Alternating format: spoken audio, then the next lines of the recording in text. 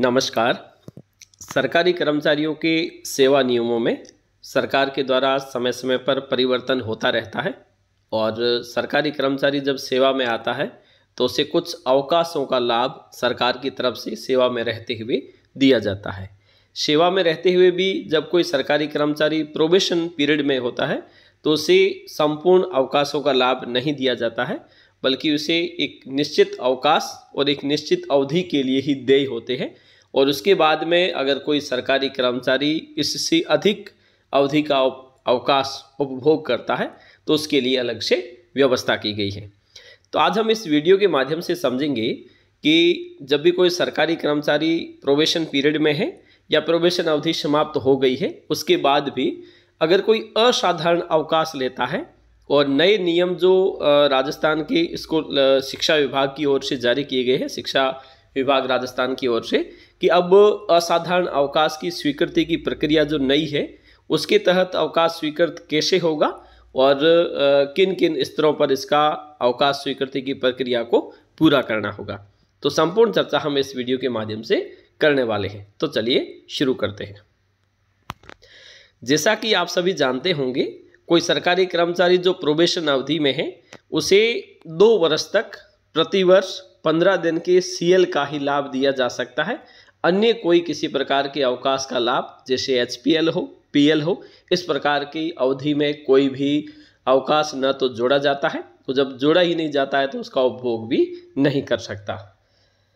और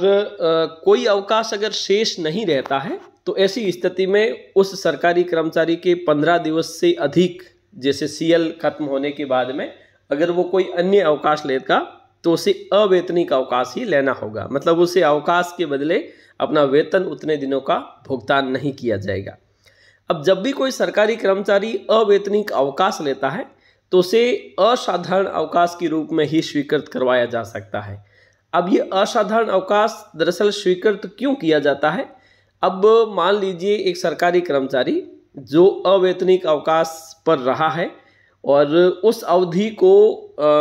service gap से बचाने के लिए असाधारण अवकाश के रूप में उसे स्वीकृति सरकार की ओर से यानी कि सिस्टम की ओर से दी जाती है ताकि उसे सर्विस गैप का सामना नहीं करना पड़े। क्योंकि अगर उस अवधि को आप स्वीकृत नहीं करोगे तो उस सरकारी कर्मचारी की सेवा में अंतराल आ जाएगा, तो उस सेवा अंतराल को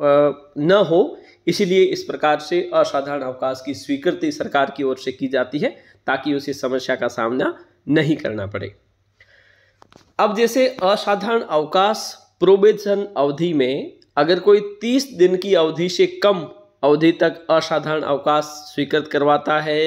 या फिर असाधारण अवकाश पर रहता है तो उसकी प्रोबेशन अवधि पर कोई किसी प्रकार का प्रभाव नहीं पड़ेगा। मतलब ये है कि मान लीजिए आपने 2025 में 1 जुलाई को ज्वाइन किया प्रोबेशन अवधि के लिए और आपका जो प्रोबेशन पीरियड है वो समाप्त हो रहा है 30 जून 2027 में, और इस बीच में आपने 28 दिन का असाधारण अवकाश ले लिया तो भी आपका प्रोबेशन अवधि है वो उतने ही दिन में समाप्त होगी जितने में पहले होनी थी। लेकिन यहाँ पे अगर आप 35 दिन या 30 से 1 दिन अधिक भी अवकाश लेते हैं तो आपकी प्रोबेशन अवधि उतने ही दिन बढ़ जाएगी जितने दिन आपने असाधारण अवकाश लिया है। मतलब 31 दिन 35 दिन जो भी है उतनी आपकी बढ़ जाएगी। अब इस असाधारण अवकाश को पहले स्वीकृत करवाना होता है, उसके बाद में ही आप स्थायीकरण के लिए आवेदन कर सकते हैं। लेकिन जो नए नियम है उसमें यह भी कहा गया है कि पहले क्या होता था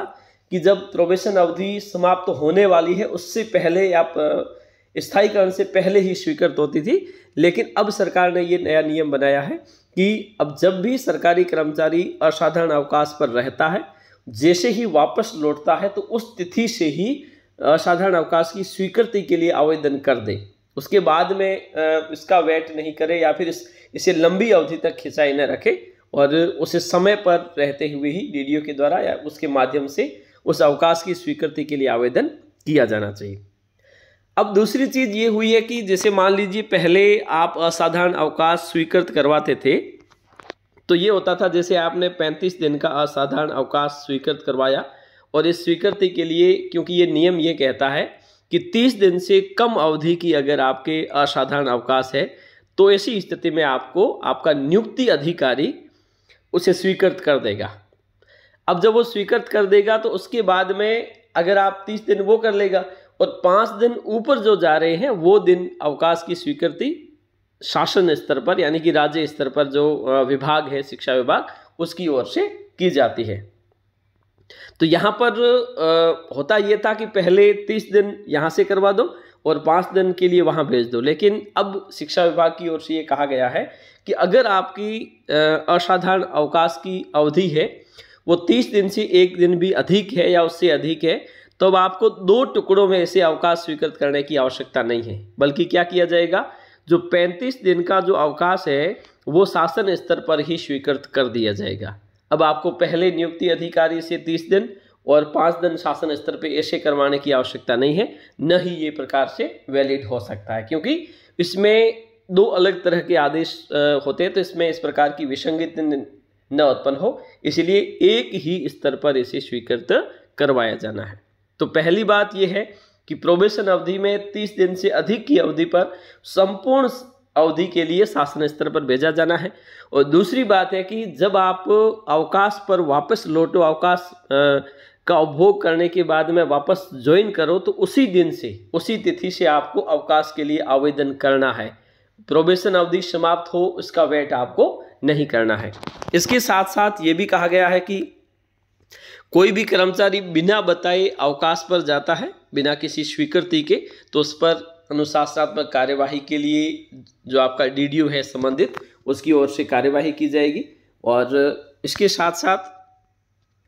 शिक्षा विभाग की बात करें तो शिक्षा विभाग में सारे के सारे आवेदन है वो ऑनलाइन शाला दर्पण के माध्यम से ही किए जाने हैं और प्रोबेशन अवधि की समाप्ति के बाद में भी यही नियम लागू रहेंगे कि उसी प्रकार से उसी प्रक्रिया के माध्यम से ही आपको असाधारण अवकाश स्वीकृत करवाना होगा। तो आज के लिए इतना ही, धन्यवाद।